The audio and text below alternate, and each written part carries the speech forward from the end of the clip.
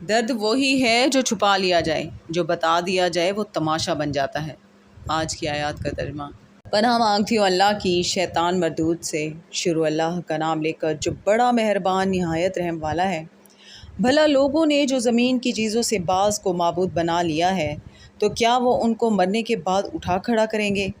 اگر آسمان اور زمین میں اللہ کے سوا اور معبود ہوتے تو زمین و آسمان درہم برہم ہو جاتے۔ جو باتیں یہ لوگ بناتے ہیں تو اللہ جو مالک عرش ہے ان باتوں سے پاک ہے۔ وہ جو کام کرتا ہے اس کی پرسش نہیں ہوگی، اور جو کام یہ لوگ کرتے ہیں اس کی ان سے پرسش ہوگی۔ کیا لوگوں نے اللہ کو چھوڑ کر اور معبود بنا لیے ہیں؟ کہہ دو کہ اس بات پر اپنی دلیل پیش کروں۔ یہ میری اور میرے ساتھ والوں کی کتاب بھی ہے، اور جو مجھ سے پہلے پیغمبر ہوئے ہیں ان کی کتابیں بھی ہیں، بلکہ بات یہ ہے کہ ان میں اکثر حق بات کو نہیں جانتے اور اس لیے اس سے منہ پھیر لیتے ہیں۔